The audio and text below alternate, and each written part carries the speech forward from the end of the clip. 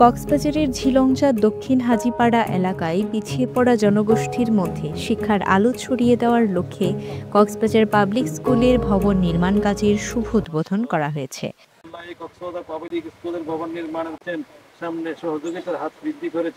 শুক্রবার 15 আগস্ট দুপুরে এক অনাড়ম্বর অনুষ্ঠানে শান্তির প্রতীক পায়রা ও বেলুন উড়িয়ে এই স্কুলের নির্মাণ কাজের সূচনা করা হয়।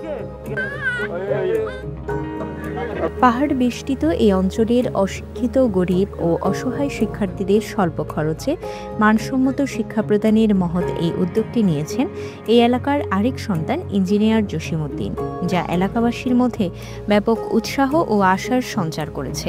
যেখানে চলতি বছরের ডিসেম্বর মাস থেকে ভর্তি কার্যক্রম শুরু হবে এবং আগামী বছরের জানুয়ারি মাস থেকে পুরোদমে শিক্ষা কার্যক্রম চালু করার পরিকল্পনা রয়েছে বলে জানান প্রতিষ্ঠাতা ইঞ্জিনিয়ার জসিমউদ্দিন। আমি প্রায় আজকে 12 বছর পর্যন্ত শিক্ষকতায় আছি। আমি একটা পলিটেকনিকের কম্পিউটার বিভাগের প্রধান হিসেবে আছি। আমার মাথায় সবসময় শিক্ষা সম্মুখিত বিষয়গুলো গুরুত্ব, তাই এই মহল্লার সবার ছেলে ছোট বড় সবার উদ্যোগে আমি একটা স্কুল প্রতিষ্ঠার সিদ্ধান্ত নিই এবং সবার এই যে আগ্রহ দেখেছি। আমি এটা খুব দ্রুত বাস্তবায়নের জন্য নতুন বছর 2026 থেকে এখানে আমার স্টুডেন্ট ভর্তি হবে, এইটাই মূল কারণ।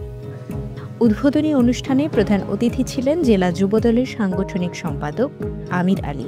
বিশেষ অতিথি ছিলেন মাওলানা তাহির সাইদ, আসাদ উল্লাহ, হাজি সিদ্দিক। এ সময় বক্তারা বলেন, কক্সবাজার পাবলিক স্কুল এই অবহেলিত অঞ্চলের মানুষের মধ্যে শিক্ষার আলো জ্বালিয়ে একটি শিক্ষিত সমাজ গঠনে বিশাল ভূমিকা রাখবে। দক্ষিণ হাজীপাড়া আসলে শিক্ষা দীক্ষার দিকে একটু অবহেলিত অভিভাবক আছে, তারা বুঝে না আর কি। এটা হচ্ছে আসলে তাদের দোষ না, এটা আসলে নিয়তি।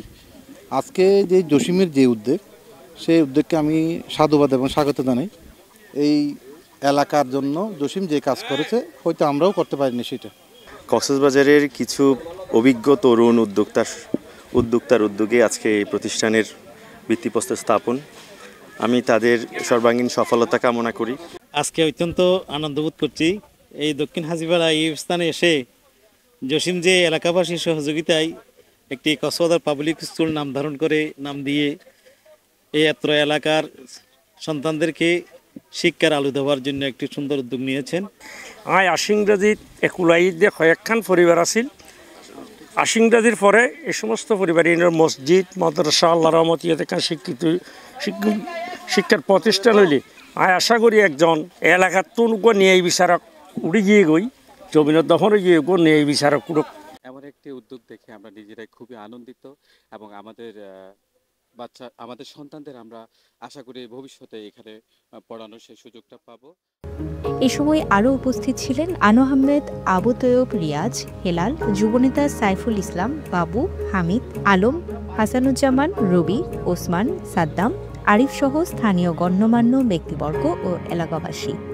News desk, CCN।